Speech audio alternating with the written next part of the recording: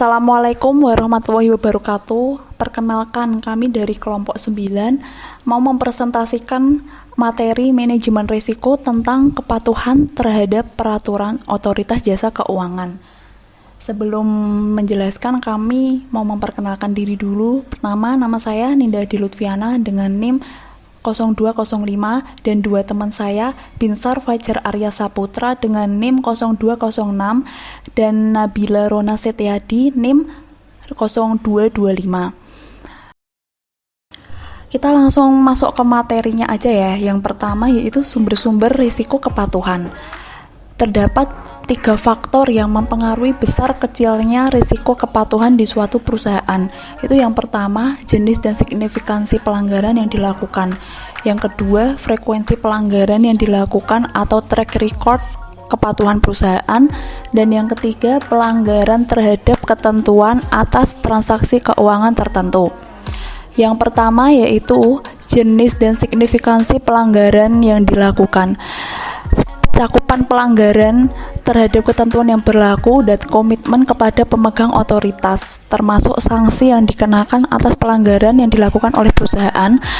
Itu harus ada jumlah sanksi dendanya sendiri-sendiri untuk membayar yang dikenakan kepada perusahaan, dan jenis pelanggaran atau ketidakpatuhan yang dilakukan oleh perusahaan merupakan parameter penting dari sumber risiko kepatuhan ini. Di sini OJK itu mengawasi 4 lembaga, yaitu perbankan, yang kedua pasar modal, yang ketiga jasa keuangan non-bank, yang keempat lembaga keuangan khusus. Yang kedua yaitu frekuensi pelanggaran yang dilakukan atau track record kepatuhan perusahaan. Di sini frekuensi lebih bersifat historis dengan melihat tren kepatuhan perusahaan selama 3 tahun terakhir ini untuk mengetahui apakah jenis pelanggaran yang dilakukan berulang ataukah memang atas kesalahan tersebut tidak dilakukan perbaikan signifikan oleh perusahaan. Jenis dan frekuensi pelanggaran yang sama yang ditemukan setiap tahunnya dalam 3 tahun terakhir ini tuh signifikan tidak lanjut perusahaan atas temuan tersebut. Menjadi penting untuk melihat pengaruh faktor ini pada risiko kepatuhan. Yang ketiga yaitu pelanggaran terhadap ketentuan atas transaksi keuangan tertentu. Dalam aktivitas perusahaan terdapat kemungkinan di mana perusahaan itu melakukan pelanggaran ketentuan transaksi keuangan tertentu dan yang diatur oleh sebuah standar yang berlaku umum.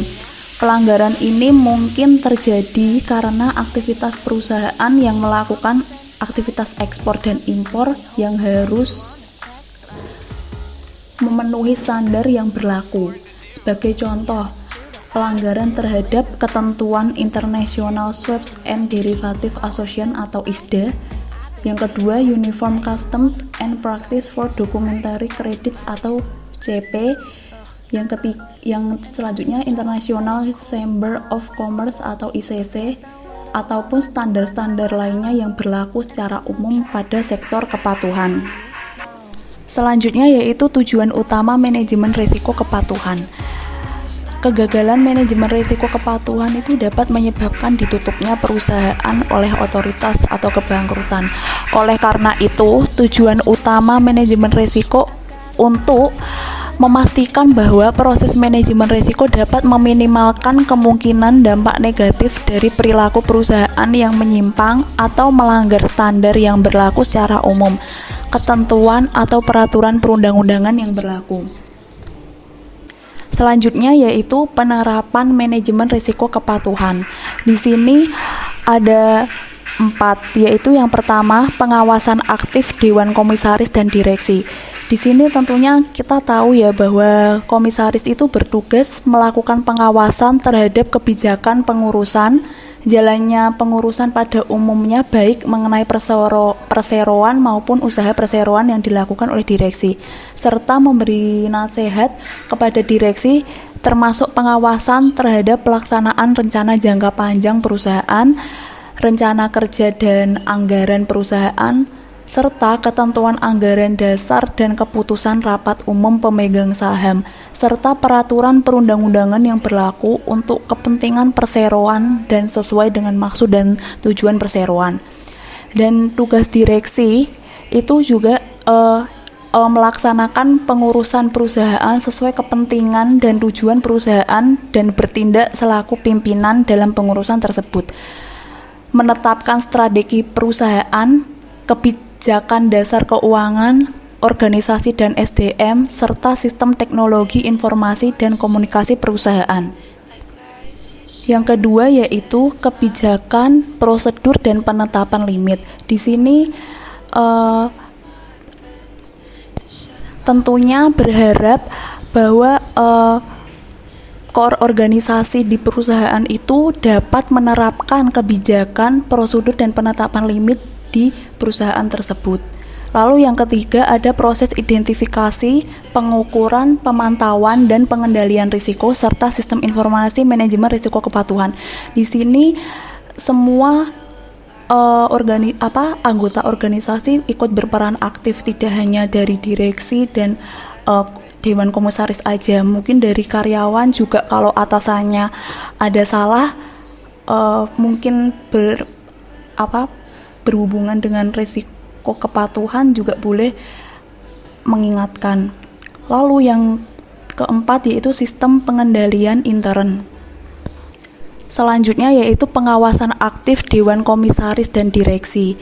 Dalam melakukan penerapan manajemen risiko melalui pengawasan aktif, maka dewan komisaris dan direksi harus memahami risiko kepatuhan yang dihadapi dan memberikan arahan yang jelas, melakukan pengawasan dan mitigasi secara aktif, serta mengembangkan budaya manajemen risiko di perusahaan.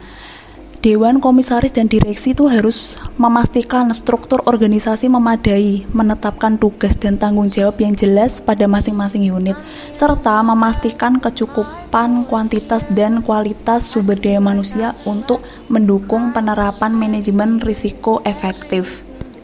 Di sini penerapan yang mendukung yaitu yang pertama, kewenangan dan tanggung jawab dewan komisaris dan direksi. Dewan komisaris dan direksi harus memastikan bahwa manajemen risiko kepatuhan dilakukan secara terintegrasi dengan manajemen risiko lainnya yang dapat berdampak pada profil risiko kepatuhan perusahaan. Jadi di sini dewan komisaris dan direksi itu harus saling mengingatkan dan saling bertukar pikiran untuk memastikan bahwa setiap permasalahan kepatuhan yang timbul itu dapat diselesaikan secara efektif oleh satuan kerja terkait dan dilakukan pengawasan atas tindakan perbaikan oleh satuan kerja kepatuhan. Yang kedua yaitu sumber daya manusia. Pejabat dan staf di satuan kerja kepatuhan itu dilarang ditempatkan pada posisi yang menghadapi konflik kepentingan dalam melaksanakan tanggung jawab fungsi kepatuhan. Selain itu, perlu diperhatikan ketepatan program kompensasi dan pengelolaan kinerja karyawan dan pejabat perusahaan, tingkat perputaran karyawan dan pejabat perusahaan yang menduduki posisi strategis, kecukupan program pelatihan, kecukupan kompetensi komisaris dan direksi, serta tingkat pemahaman dan kesesuaian arah strategi usaha dengan toleransi risiko. Yang ketiga yaitu organisasi manajemen risiko kepatuhan. Di sini semua perusahaan harus memiliki fungsi manajemen risiko untuk risiko kepatuhan yang memadai dengan wewenang dan tanggung jawab yang jelas untuk masing-masing satuan atau unit kerja yang melaksanakan fungsi manajemen risiko untuk risiko kepatuhan. Oke, yang selanjutnya adalah kebijakan prosedur dan penetapan limit. Selain melaksanakan kebijakan prosedur dan penetapan limit, otoritas jasa keuangan perlu memastikan atau menambahkan penerapan beberapa hal sebagai berikut. Yang pertama, strategi manajemen risiko. Strategi manajemen risiko untuk risiko kepatuhan merupakan bagian integral yang tak dapat terpisahkan dari strategi manajemen risiko otoritas jasa keuangan secara keseluruhan. Yang kedua, tingkat risiko yang akan diambil dan toleransi risiko. Pada dasarnya, otoritas jasa keuangan harus mematuhi peraturan perundang-undangan yang berlaku secara tulisan maupun jiwa tersebut. Yang ketiga, kebijakan dan prosedur. Otoritas jasa keuangan idealnya memiliki rencana kerja kepatuhan yang memadai, dan otoritas jasa keuangan harus memastikan efektivitas penerapan manajemen risiko terutama dalam rangka penyusunan kebijakan dan prosedur yang telah sesuai dengan standar yang berlaku. Oke, yang selanjutnya adalah limit. Limit adalah perusahaan harus menetapkan limit risiko kepatuhan sesuai dengan tingkat risiko yang diambil, toleransi risiko dan strategi keseluruhannya, dan memastikan kemampuan modal perusahaan untuk menerap exposure risiko yang timbul dan kepatuhan pada ketentuan eksternal yang berlaku. Yang selanjutnya yang akan kita bahas adalah proses identifikasi, pengukuran, pemantauan, dan pengendalian risiko serta sistem informasi manajemen risiko kepatuhan.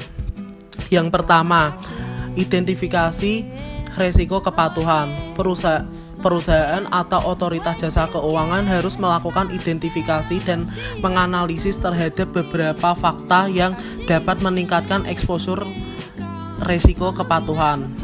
Yang kedua, pengukuran risiko kepatuhan. Dalam mengukur risiko kepatuhan dapat digunakan indikator atau parameter berupa jenis, signifikan, dan frekuensi pelanggaran terhadap ketentuan yang berlaku atau rekam jejak kepatuhan perusahaan atau otoritas jasa keuangan, perilaku yang mendasari pelanggaran, dan pelanggaran terhadap standar yang berlaku secara umum. Yang ketiga adalah pemantauan risiko. Satuan atau unit kerja yang melaksanakan fungsi manajemen risiko untuk risiko kepatuhan wajib untuk memantau dan melaporkan risiko kepatuhan yang terjadi kepada direksi otoritas jasa keuangan, baik sewaktu-waktu pada saat terjadinya risiko tersebut maupun secara berkala. Yang keempat, pengendalian risiko kepatuhan. Otoritas jasa keuangan harus memastikan bahwa otoritas jasa keuangan memiliki tingkat kepatuhan yang memadai terhadap peraturan perundang-undangan yang berlaku. Yang kelima, sistem informasi manajemen risiko kepatuhan. Sistem informasi manajemen risiko kepatuhan ini memiliki 3 aspek, yaitu exposure risiko kepatuhan. Laporan untuk informasi exposure risiko kepatuhan mencakup exposure kuantitatif dan kualitatif secara keseluruhan. Yang kedua, kepatuhan terhadap kebijakan dan prosedur serta penetapan limit. Yang ketiga, realisasi pelaksanaan manajemen risiko. Aspek risiko kepatuhan dibandingkan dengan target yang ditetapkan. Setelah ini kita akan membahas sistem pengendalian inter. Dalam melakukan penerapan manajemen risiko untuk risiko kepatuhan, otoritas jasa keuangan perlu memiliki sistem pengendalian inter untuk risiko kepatuhan, antara lain yakni yang pertama, kesesuaian sistem pengendalian inter dengan jenis dan tingkat risiko kepatuhan yang melekat pada kegiatan usaha. Yang kedua, penetapan wewenang dan tanggung jawab untuk pemantauan kepatuhan.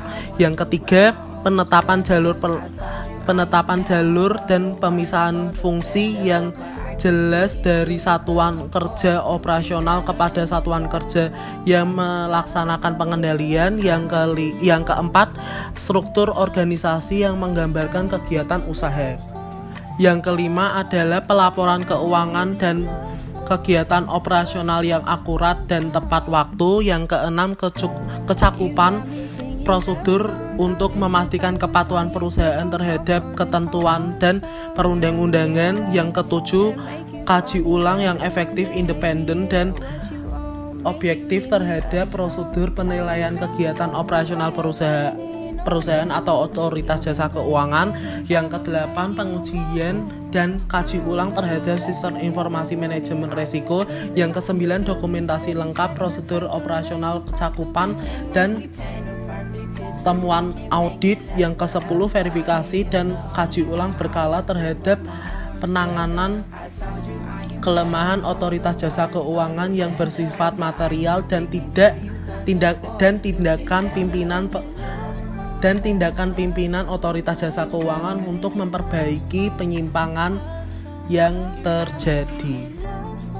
Kasus resiko kepatuhan perusahaan PT Bank Manohara memiliki laba kotor sebesar 5 miliar. Perusahaan ini menerapkan model internal komite manajemen risiko telah menetapkan loss given event LGI sebesar 15%.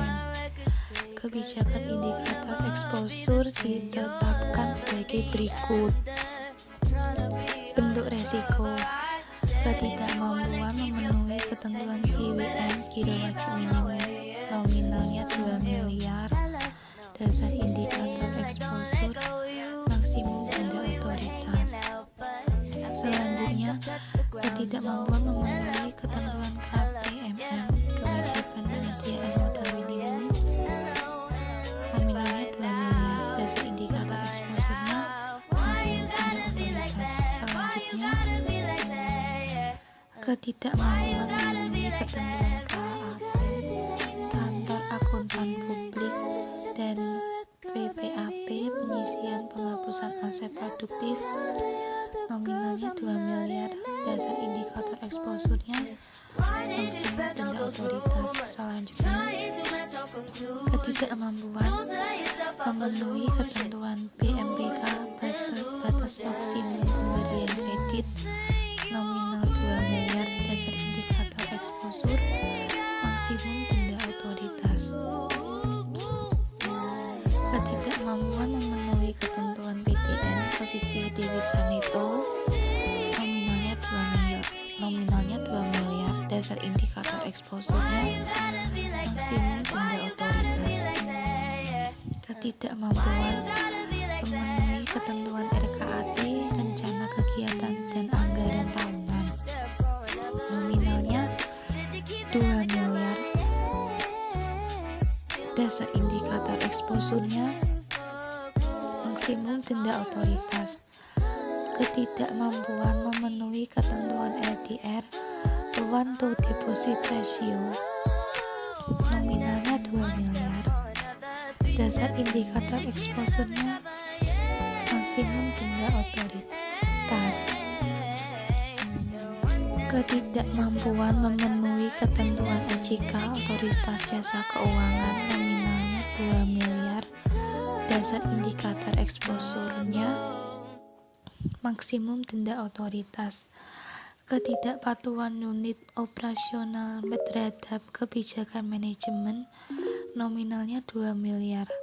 Dasar indikator exposure-nya, laba kotor. Pembahasan. Kerugian yang diperkirakan adalah perkalian rata-rata probabilitas dengan LGI, dan indikator exposure kerugian yang diperkirakan dihitung sebagai berikut. Yang pertama, risiko ketidakmampuan memenuhi dan melaksanakan KPPM, probabilitas 0,05 LGI, 0,15, indikator exposure 2 miliar, kerugian yang diperkirakan 15 juta. Nomor 2, ketidakmampuan memenuhi dan melaksanakan KAP dan PPAP, probabilitas 0,05 LGI, 0,15, indikator exposure 2 miliar, kerugian yang diperkirakan 15 juta. Nomor 3, ketidakmampuan memenuhi dan melaksanakan BMPK, probabilitas 0,05 LGI, 0,15, indikator exposure 2 miliar, kerugian yang diperkirakan 15 juta. Nomor 4, ketidakmampuan memenuhi dan melaksanakan PTN, probabilitas 0,05 LGI, 0,15, indikator exposure 2 miliar, kerugian yang diperkirakan 15 juta. Nomor 5, ketidakmampuan memenuhi dan melaksanakan RKAT, probabilitas 0,05, LGI 0,15, indikator exposure 2 miliar, kerugian yang diperkirakan 15 juta. Yang nomor 6, ketidakmampuan memenuhi dan melaksanakan GWM, probabilitas 0,05, LGI 0,15, indikator exposure 2 miliar, kerugian yang diperkirakan 15 juta. Yang ketujuh, ketidakmampuan memenuhi dan melaksanakan LPR, probabilitas 0,05, LGI 0,15, indikator exposure 2 miliar, kerugian yang diperkirakan 15 juta. Yang nomor 8, ketidakmampuan memenuhi dan melaksanakan ketentuan otoritas, probabilitas 0,05, LGI 0,15, indikator exposure 2 miliar, kerugian yang diperkirakan 15 juta. Nomor 9, ketidakpatuhan unit operasional terhadap kebijakan manajemen, probabilitas 0,05, LGI 0,15, indikator exposure 2 miliar, kerugian yang diperkirakan 15 juta. Jumlah kerugian yang diperkirakan 135 juta, resiko kepatuhan dibagi 9, kerugian yang diperkirakan 15 juta. Kesimpulan, risiko kepatuhan perusahaan sebesar 15 juta atau 0,30% dari laba kotor. 15 juta dibagi 5 miliar. Dengan demikian, risiko kepatuhan perusahaan dikategorikan sangat rendah. Oke, sekian presentasi dari kelompok kami. Sebelumnya, kami mengucapkan terima kasih kepada para audiens yang sudah menyimak dari awal presentasi sampai akhir presentasi. Bila ada kurang kata maupun salah kata, kami sekelompok meminta maaf. Wassalamualaikum warahmatullahi wabarakatuh.